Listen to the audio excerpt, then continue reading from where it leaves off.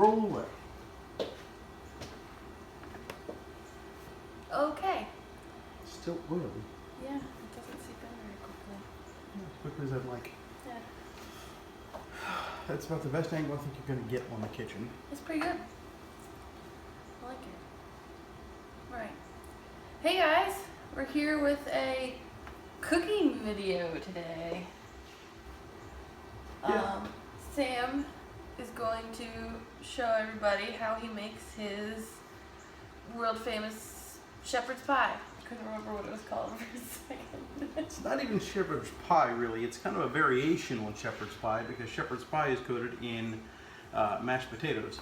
This we've decided, I guess a couple of years ago, after the family decided they didn't really want mashed potatoes on top of this, that they wanted something more like a soupy version with noodles.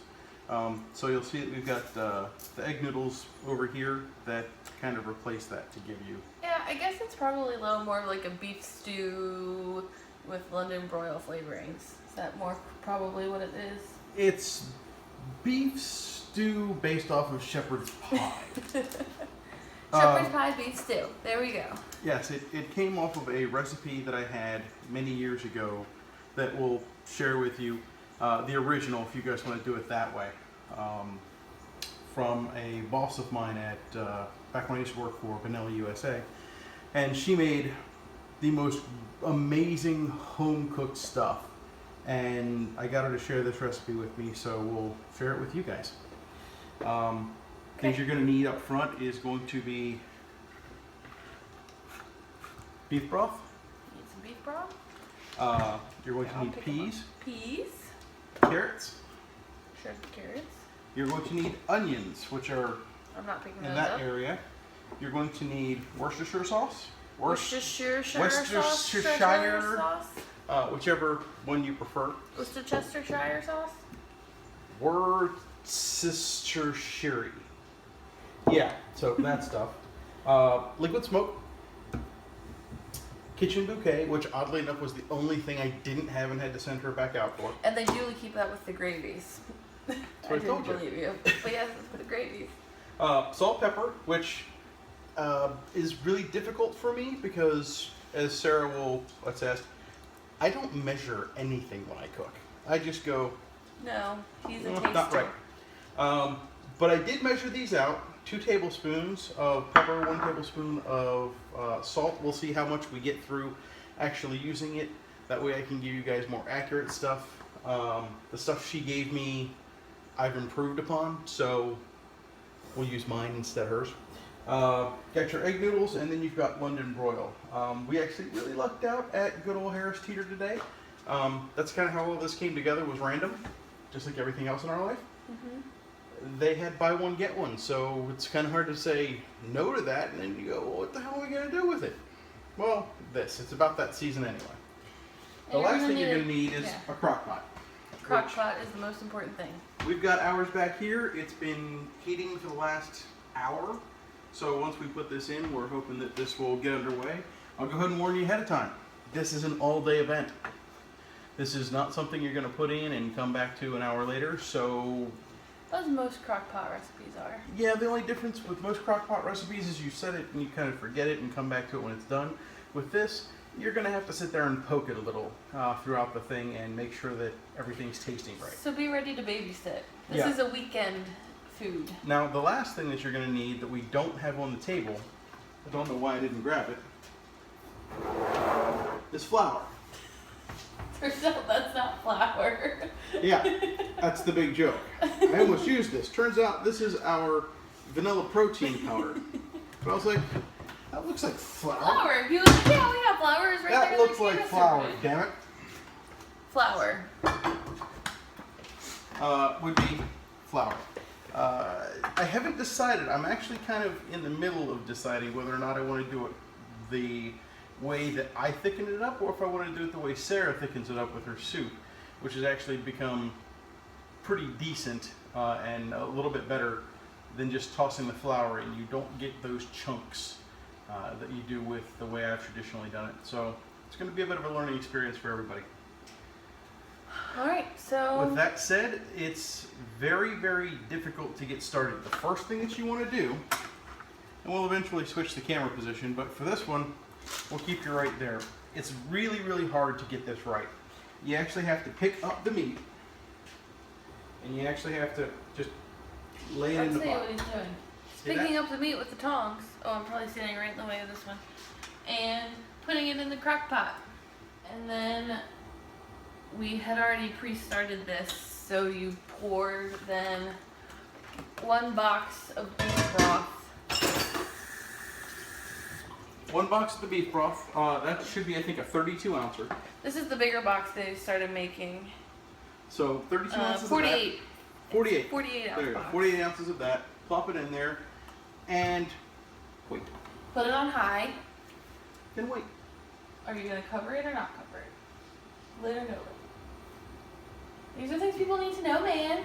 No, because which one of us knows how to cook? I'm Which asking one of us the is questions. you? I'm asking the questions. The people want to know. Put the lid on it.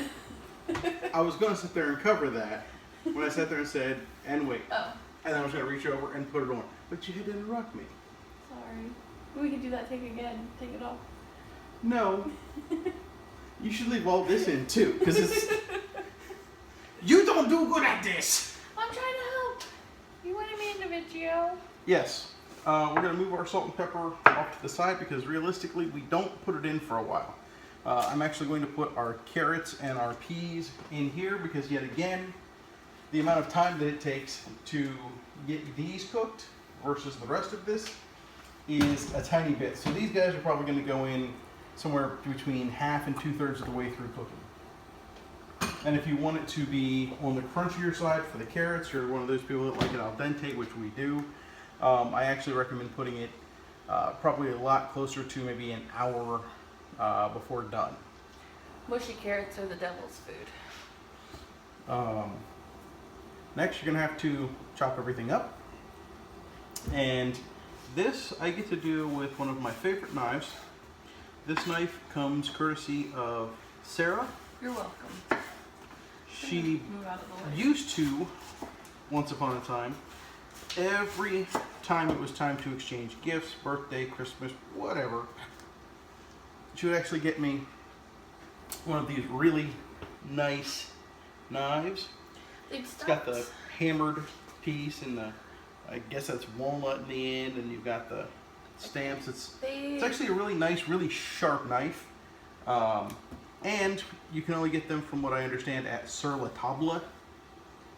Table, whatever you want to call it.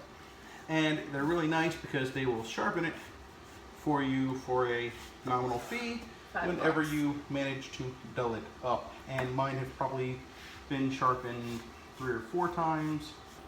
In case you can't see, I basically just sliced it into a 1/6, and at that point the onions can go in relatively quickly, unlike the rest of it, because these you want to get nice and soggy. You want them in there for the flavor. You want the flavor in the beef. Save the other one, because right now we're just using these for flavor. Save these guys for later so that you actually have onions that you'll see, taste, and all that fun stuff. So for the moment, we'll come over at these. They're going in the pot. And again, you'll notice I didn't say use a cup of onions. I'm going to say use a big ass onion, followed by later on using another big ass onion. They're Vidalia onions, by the way. Yes. I keep the paper towels right here next to where I'm cooking because they make lots of messes. That's actually the relationship that her and I have developed, since she, for the most part, can't cook worth a lick, and I hate cleaning up. We just trade off. He cooks, I clean. Didn't measure this either. Tablespoons over here. What was that? Oh, you want to have a cup? Quarter cup? I don't put it in the know. beef juice. I genuinely don't know how much I want. We're going to go with whatever the hell that is. An eighth of a cup?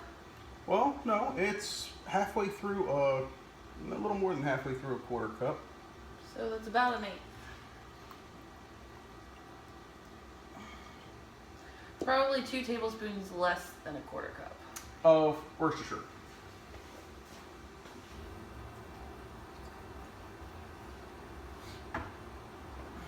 And for starters, we'll go back over here to our salt and pepper. The salt we're going to go ahead and use half of at the moment. We'll come back in a little bit later. So there you go. That's half a teaspoon, or sorry, half a tablespoon there. And then for this, we're going to use a full tablespoon worth of pepper. For now. And last, we're going to need something to stir all this with. This is one of those recipes that's good peppery. Really is. Peppery is one of the flavors you want. Yep. So just get the spices actually in the liquid. Sitting on top doesn't really do much for you. Okay, it's been just a little bit more than an hour and a half so far. Gonna add a couple more things to this, do a little taste testing, see where we're at, and go from there. First things first, let's see where it's at. Spoon, just get a little bit of the broth. We don't need onions or beef or anything. That's pretty good.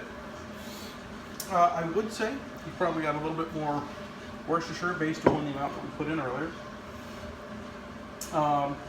And a little bit of this. Let's start with the Worcestershire.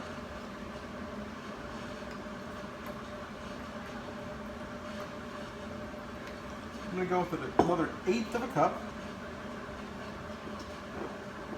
I'll add all these down, put them in the description later so that you guys have the exact quantities.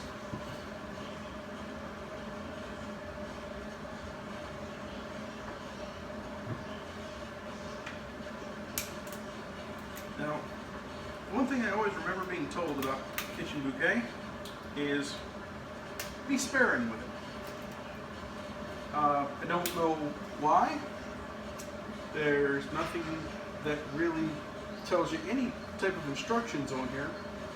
So with that said, we're going to go with the be sparing on it.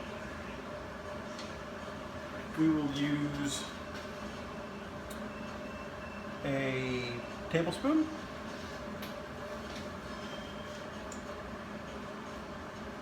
It's not a particularly strong flavor. I guess it comes out while it's cooking, but it was always part of the original recipe, so why change things now? Stir it all up again.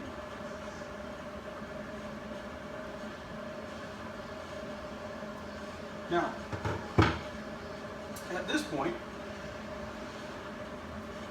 you're going to have to bear with me as we're going to end up going fisheye here. Maybe Sarah can do some cool picture-in-picture thing here. But what we're going to do is,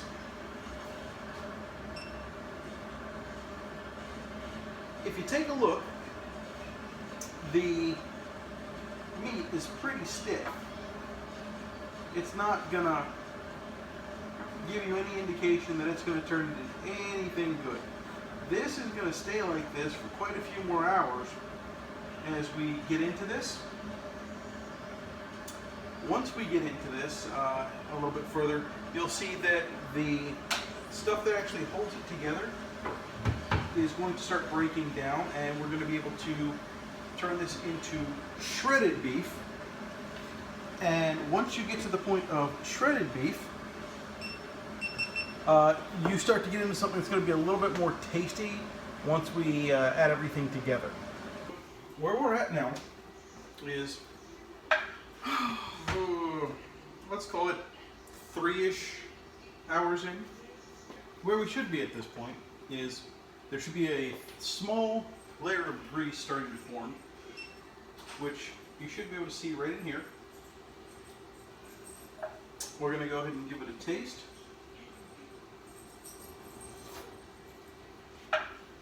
Should be a little on the peppery side, which is fine. It's going to be a lot more peppery now than it will be at the end of this, because at the end of this, when we start putting in that thickener, it's going to dull that down just a little bit. So your onions should be on the very squishy side. You should be able to put a spoon right through them with no problems.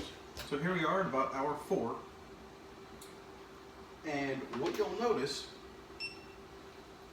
is that if we get a hold of the meat, we can put the spoon straight through it, which means we're starting to get to that point where it's going to break up and shred. It's got another hour, maybe 2. And as you remember, I told you before we'd have to start adding more ingredients at some point.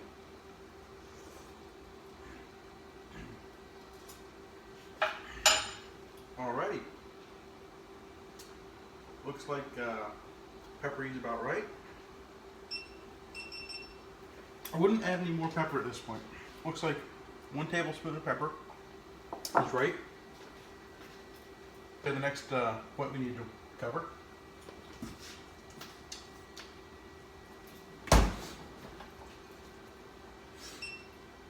One bowl of carrots.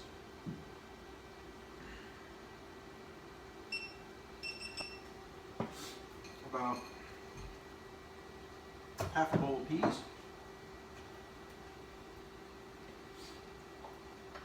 No, based on that spacing, I'd say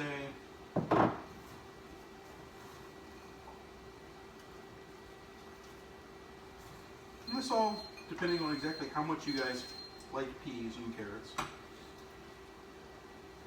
But I actually like peas quite a bit, so I'm going to load it up with a whole bowl of peas. Then we have to cover our friends, the onions again. Oh, why am I going about it that way?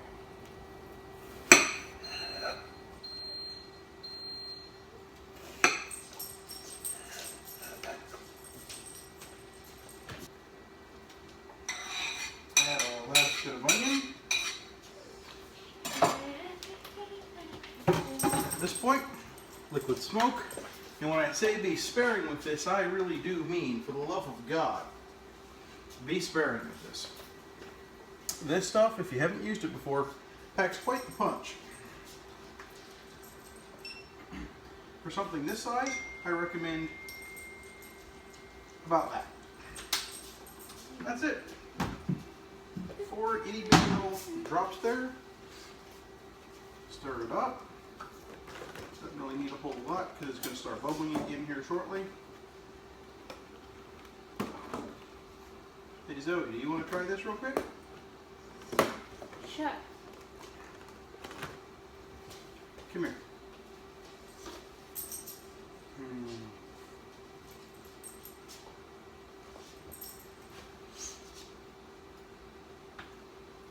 That's good.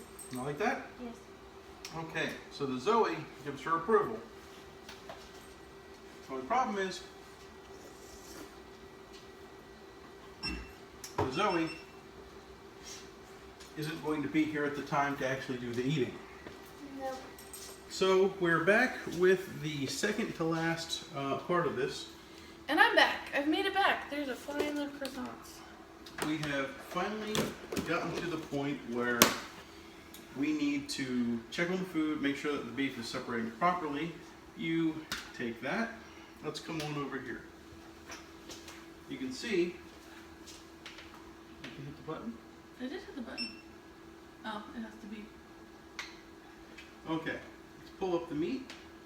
And what we can see is, if you take a fork, it's going to sit there and separate really, really easy. That lets you know that your beef is about where you want it. Go ahead and take a taste. Tastes like cow. With the rest of this, all you've got to do is just separate all that beef out, and eventually you'll be where you want. Last step in all of this is we're going to get Sarah to go ahead and make that thickener. Once we make that thickener, then we'll be good. Alright. Okay, so I'm going to make the thickener, and I learned how to make this from an old family recipe for macaroni and cheese. It's how you make the macaroni and cheese base. This is in no way healthy or good for you. It is artery clogging crap. And when combined with macaroni and cheese, it prevents you from being able to crap. Yeah. So what you'll need for that is some butter, some milk, and some flour. Basically what we're going to do is we're going to get a saucepan. We're going to melt the butter. May the odds be ever in your favor. We're going to melt the butter in the saucepan. Then we're going to mix in the flour until all the butter is absorbed and it's kind of thick and chunky. Pour in some milk, and then we're going to whisk it over medium heat until it's like pasty consistency. So that's okay. So I have my butter in a saucepan. I put a half a stick of butter in. There's not really much of a science to this. You just kind of make a whole hot pan of it, see how much you need. It's now melted, so I'm going to whisk in the flour. My butter has melted, so now I'm going to turn it down a little bit because it's burning a little bit. I'm going to spoon in the flour. Start with about 2 scoops of flour, and then you want to mix it in until it absorbs all of the butter. It's just going to need a little bit more. Do another scoop here in. That's what you want it to look like. And then you're going to add milk. Basically going to fill up the pan.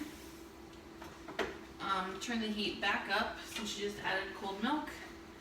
And then whisk steadily until it becomes smooth. While she's doing that, I'm going to see if we can get these egg noodles ready.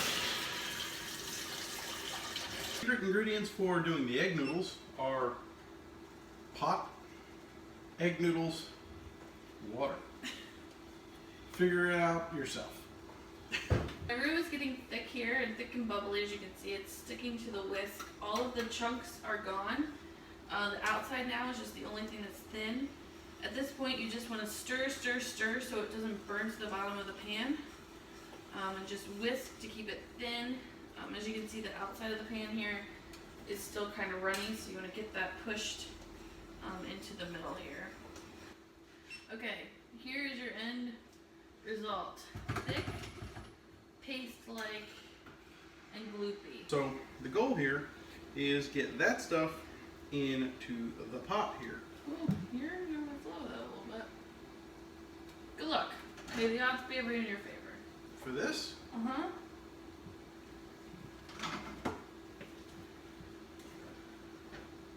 You got a slotted spoon. it's thick. Definitely thickens up quite a bit once it gets cold.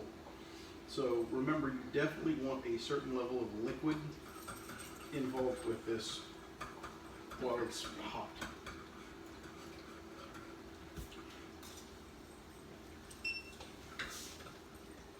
Alright, we've thickened it up just a tad bit. You really don't want to go overboard with this. So leave it still plenty watery, because remember, you just kind of want something to be a gravy like in actual shepherd's pie to go with the actual noodles. It'll thicken up quite a bit more once it cools down, so be very sparing with it. Last thing we've got is the noodles, which I think are actually going to put us just a little bit over what this pot can handle. Why don't I just put the noodles in the bottom of a bowl? I was going to say, after this, we'll transfer it to a bowl. And if you know anything about shepherd's pie, you'll know that you get mashed potatoes all over the top. In this particular case, we're not doing a whole lot but changing the mashed potatoes out for the noodles. And then once we're done, we'll do a final wrap up. You can see you get the noodles over the top, just like you would with mashed potatoes. Once you mix it up, it becomes like a bit more of the beef stew that Sarah was talking about earlier, but realistically, you're just about done. We've gone ahead and tasted it, and it's about where we want it. If you like the recipe, great, go ahead and let us know. If you don't, fuck off.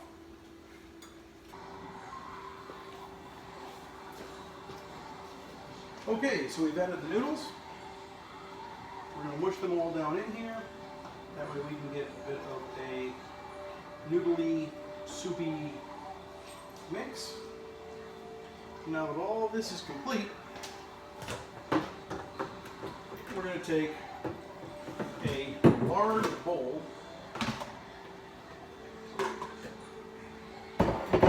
We're going to use glass in this case, so that you guys can see what this looks like once completed.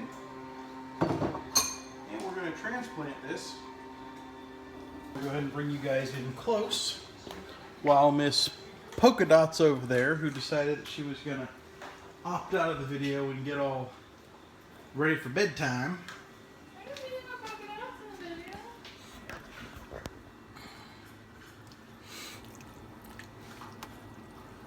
Noodles, beef, onions, carrots, peas.